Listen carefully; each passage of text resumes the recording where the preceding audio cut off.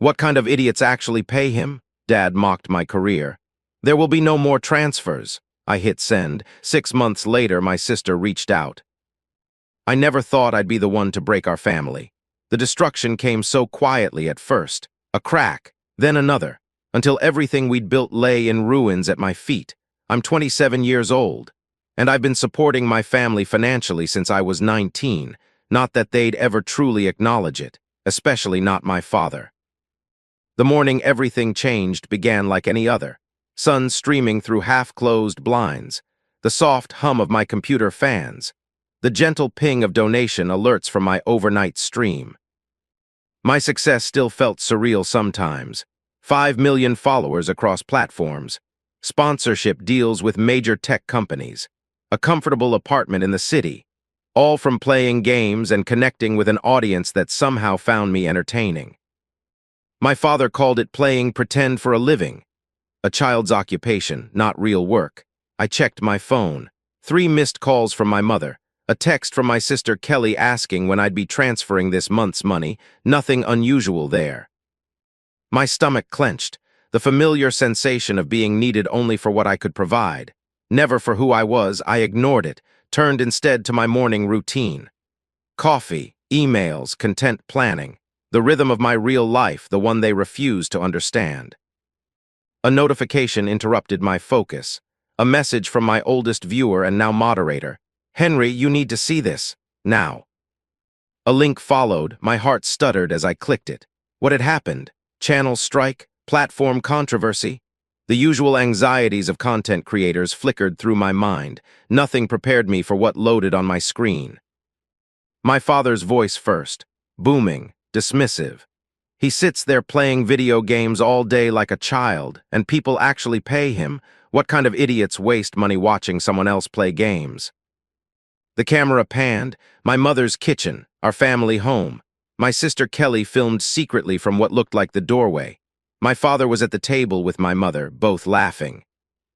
At least he's good for something, my father continued. His little internet hobby pays our bills. My mother slapped his arm playfully. Greg, stop, he works hard. But she was smiling, that smile that never reached her eyes when defending me. My sister's voice behind the camera. Dad, tell us again about how Henry thinks he has a real job. More laughter, my father's impression of me. Hunched shoulders, mimicking clicking a mouse frantically, making childish sound effects. Look at me, I'm a professional gamer, so important. Meanwhile, I've never done an honest day's work in my life. The video continued for 3 excruciating minutes. Each second burned into my consciousness like acid. The family I supported, financially, emotionally, completely, mocking the very thing that allowed them to live comfortably. The video had 30,000 views, posted by Kelly on her small social account with the caption, "When your brother thinks streaming is a career," my hands trembled, blood pounding in my ears. A strange calm descended over me like a shroud. 8 years of supporting them, 8 years of monthly transfers, paying off my parents' mortgage, funding Kelly's college education, emergency medical bills, new cars, vacations, all while enduring their thinly veiled contempt for my career choice. I'd known somewhere deep inside how they truly felt, but seeing it displayed so nakedly, shared publicly for others to laugh at, something shattered inside me, irreparably. My phone buzzed again, my mother. Henry, honey, when can we expect this month's transfer? Dad and I are planning that Alaskan cruise we talked about. The one they'd mentioned once in passing. The one I'd never agreed to fund. The entitlement sliced through me like a blade. I set the phone down, let it buzz until it fell silent. What had I been to them all these years? An ATM with a pulse. A resource to be tapped whenever needed while being ridiculed behind closed doors and now apparently in public. Something shifted inside me. A resolve crystallizing like ice in my veins. No more. I opened my banking app, stared at the shared emergency account I'd established for family needs. $87,000, my money, all of it. I transferred it to my private account, every cent. Then I drafted a simple email, attached the video link, added only one line, there will be no more transfers, ever. I hit send, turned off notifications, walked to my balcony and stood in the morning air, breathing deeply as though surfacing from deep water. For the first time in years, I felt something close to peace. The storm, of course, was coming. I knew that.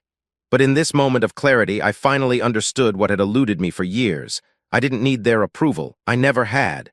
They needed my money, not the other way around. The realization filled me with a strange, hollow power. My phone exploded with notifications within minutes of the email. Calls, texts, voicemails. I ignored them all. Instead, I streamed that evening as scheduled, smiled, interacted with my community, not a word about the family crisis unfolding in my message inbox. This part of my life was mine. They had no place in it anymore. 3 days passed in this strange limbo. I blocked their numbers after the first day, changed my email, instructed building security not to allow them up if they appeared. On the 4th day, the buzzer rang, insistent, angry. "Your father is here. He's quite agitated. Should I send him up?" My heart hammered against my ribs, flight response kicking in hard, but I was done running. "Yes, send him up." The minutes waiting for his arrival stretched endlessly. Each heartbeat a countdown, blood rushing in my ears. The knock came. 3 hard raps that seemed to shake the door on its hinges. When I opened it, my father stood there, face flushed with a familiar anger. The same expression I'd seen 1,000 times growing up. The one that had once made me cower. "What the hell do you think you're doing?" He pushed past me into the apartment without waiting for an invitation. I closed the door quietly, controlled. "Hello to you too, Dad." He spun to face me, jabbing a finger toward my chest. "Don't get smart with me. What's this nonsense about cutting us off? Your mother is beside herself." I saw the video. His face flickered. Confusion, then recognition, then dismissal. That was just a joke. Kelly was just having fun. You know how she is." My chest tightened. The casual way he brushed it off made something inside me crack wider. "A joke, I see." My voice sounded strange even to my own ears, too calm. And the 30,000 people who viewed it, were they in on the joke too? He waved his hand dismissively. "Don't be so sensitive. This is what's wrong with your generation. Everything's an offense. Everything's a trauma. You mocked my career, my life choices, the very thing that's been putting food on your table for 8 years. "Oh, come on," he scoffed. "You sit at home playing video games. It's barely a job. I'm one of the top earners in my field. I've built a business that supports not just myself, but an entire family that contributes nothing in return." His face darkened. "We're your family. That's how family works. You support each other." "Support goes both ways, Dad. When have you ever supported me?" He faltered for a moment, just long enough to reveal the truth. "We put a roof over your head for 18 years. I laughed, couldn't help it. "The bare minimum required by law, and I've been repaying that basic parental obligation tenfold since I moved out." "So what, now you're too good for us? Think you don't need family anymore now that you've got all your internet friends?" The contempt in his voice when he said internet friends hit a familiar nerve. But this time, instead of shame, I felt rage crystallize inside me. "Those internet friends have shown me more respect and support than you ever have." His eyes narrowed. "So that's it. You're choosing them over your real family?" "I'm choosing myself for the first time." He stared at me like I'd suddenly started speaking another language. The concept seemed completely foreign to him. "What about the cruise your mother was planning? We've already put down the deposit." The sheer entitlement stole my breath for a moment. "Not my problem. Not your," he sputtered. "We're your parents, and I'm your son, not your bank." We stood there in the silence that followed. 2 men who shared blood but suddenly realized they were strangers. His face shifted. A calculation happening behind his eyes, the anger morphing into something more tactical. "Your mother will be devastated. Is that what you want? To break her heart?" The guilt trip. His most effective weapon throughout my childhood, but it bounced off me now, unable to find purchase. "Mom will be fine once she realizes she'll need to budget like a normal person." "And Kelly, what about her tuition for next semester?" "Kelly is 24 with a completed undergraduate degree. If she wants a master's, she can get loans like everyone else." His facade cracked further, desperation seeping through. "You can't just cut us off. We have bills, expenses. So does everyone get a job?" The words hung between us, simple, direct. and completely shattering the dynamic we'd established for years. My father's face contorted. "You ungrateful little after everything we've done for you." "What exactly have you done for me, Dad? Name one thing in the last 8 years." He opened his mouth, closed it, opened it again. Nothing came out. In that silence lay the truth of our relationship, crystal clear for the first time. "I think you should leave now. This isn't over," he hissed, moving toward the door. "You'll regret this. Family is everything. No, self-respect is everything. I just wish I'd learned that sooner." The door slammed behind him with enough force to rattle the frame. I stood motionless in the sudden quiet of my apartment, waiting for the guilt to come crashing down. It didn't. Instead, a strange lightness filled my chest, like something heavy had been lifted away after years of crushing weight. I walked to my computer, sat down, looked at the stream setup that had built my life, the life they had mocked so thoroughly. For the first time, I felt no need to justify it. To anyone, I went live earlier than scheduled that evening. My community immediately noticed something different about me. The chat was filled with questions, concerns. "You seem different tonight. Everything okay?" I considered deflecting as usual, keeping my personal life separate, but something had shifted fundamentally inside me. "I made a big life decision today," I told my audience. "Set some boundaries that were long overdue. It feels right."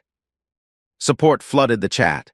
No questions, no demands for details, just pure encouragement from thousands of people who had chosen to spend their time with me. My real family in many ways. 3 weeks passed. The silence from my blood relatives was both painful and healing, like a deep wound finally exposed to air after festering beneath a bandage. Kelly tried reaching out once, demanding rather than asking for tuition money. When I didn't respond, she sent a series of increasingly angry texts accusing me of abandoning the family. I didn't engage. There was nothing more to say. Then came the notification. A small, seemingly insignificant ping that made my stomach drop. An alert from my bank about unusual activity on the emergency account I'd forgotten to close completely. My parents had somehow accessed it, withdrawn the few $100s that had accumulated from automatic transfers, left it empty. The final confirmation that I'd made the right decision. I closed the account permanently, cut the last financial tie. My mother called from an unknown number that evening. I almost didn't answer. Something made me pick up. "Henry, please don't hang up." Her voice sounded small, fragile in a way I'd never heard before. "I'm listening." A pause. "We need your help. Your father, he's too proud to ask, but things are difficult right now." My heart ached despite everything. This was my mother, the woman who had read me bedtime stories, who had bandaged my skinned knees, who had also stood by while my father belittled me for years. "I'm sorry to hear that," I said carefully, "but I'm not in a position to help anymore. But we're family." The same refrain, the same expectation. Family respects each other, supports each other's choices, doesn't mock each other publicly for entertainment. She sighed. "That video was a mistake. Kelly knows that now." "Has she taken it down?" Another pause. "Well, no, but..." "Then it wasn't a mistake, it was a choice, one with consequences." "Henry, please, we're struggling here, we need you." The words I'd longed to hear for years, acknowledgement of my importance. But it came attached only to what I could provide, not who I was. "I'm sorry, Mom, I truly am, but I can't do this anymore." Her voice hardened slightly, the fragility disappearing. "So that's it. Years of family bonds thrown away over one little video." It wasn't the video, it was what the video revealed, what it confirmed about how you all see me. That's not fair. Neither was using me as an ATM while mocking the very work that funded your lifestyle. The silence stretched between us, a chasm too wide to bridge with platitudes. "I'll always be your son," I said finally, "but the financial support is over, permanently." I heard her inhale sharply. "Your father was right, that internet fame has changed you." "No, it showed me my worth when my own family couldn't." I ended the call, set the phone down gently, waited for the crushing guilt to descend. It didn't come. 6 months passed. Seasons changed. My career flourished further. A major platform signed me to an exclusive deal worth more than I'd ever imagined possible. The irony wasn't lost on me. The not a real job had made me financially secure for life. I bought a house, adopted a dog, built a life that was authentically mine. The family-shaped whole remained, of course. Certain moments triggered the ache of absence. Holidays, birthdays, random Tuesday evenings when a memory would surface unexpectedly. But the wound was healing, slowly, cleanly, without the infection of resentment that had poisoned it for so long. Kelly reached out once more. A surprisingly humble message that acknowledged her part in the rift, not quite an apology but closer than I'd expected. "I miss my brother," she wrote. "The video was stupid and mean. I was jealous of your success and wanted Dad's approval. I'm sorry." I responded carefully, thanked her for reaching out, suggested we might get coffee sometime. No promises of financial support, no return to the old dynamic. A tentative first step toward something new, something healthier.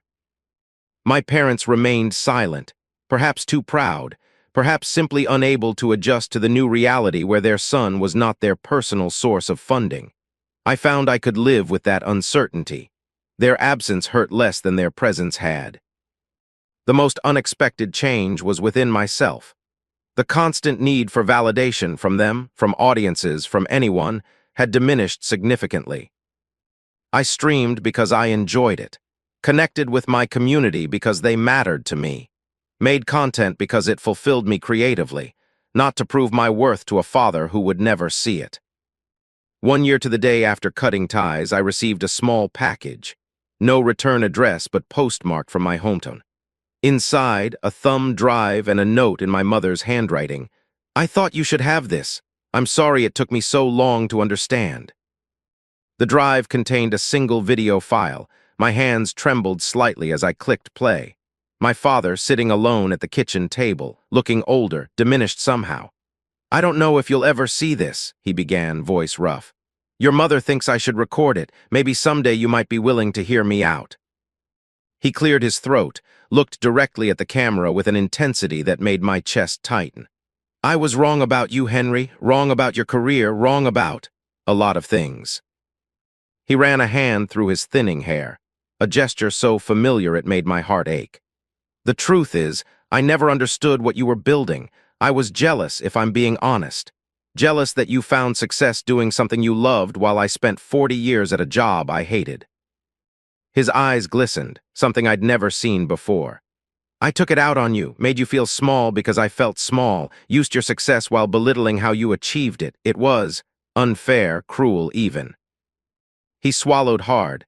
"I'm not asking for your money or even your forgiveness, just wanted you to know that I was wrong, and I'm sorry." The video ended. No dramatic conclusion, no sweeping music, just my father's face, vulnerable in a way I'd never witnessed before. I sat in the stillness of my home office, the same room where I'd first seen the video that ended our relationship, now watching another that might possibly begin healing it, not erasing the past, not pretending the hurt never happened, but acknowledging it, numbing it, taking responsibility. I didn't respond immediately. Some wounds need time, even after an apology is offered. But I saved his video. And for the first time in a year, I allowed myself to remember the good moments, too. Fishing trips when I was young. The proud smile when I graduated high school. Small kindnesses buried beneath years of criticism. Not enough to erase the hurt, but enough to consider that people, even parents, can grow, can recognize their failures, can change. I don't know if we'll ever fully repair what was broken. Some fractures leave permanent marks. But sitting here now, a year and a half after that devastating morning, I understand something I couldn't see then. Cutting ties wasn't about punishment. It was about valuing myself enough to demand respect. Sometimes the greatest act of love for yourself and for others is to establish boundaries that cannot be crossed. To say, this is where I end and you begin. This is what I will accept and what I won't. My career continues to flourish. My community grows. The life I've built feels increasingly solid beneath my feet. And if someday that life includes some version of my family, one that respects who I am rather than what I can provide, I might be open to it. But I'll never again shrink myself to fit into someone else's expectations. Never again fund my own diminishment. That version of Henry is gone. In his place stands someone stronger, someone who finally understands that real family, whether bound by blood or by choice, lifts you up rather than tears you down. And that's a lesson worth every painful moment it took to learn.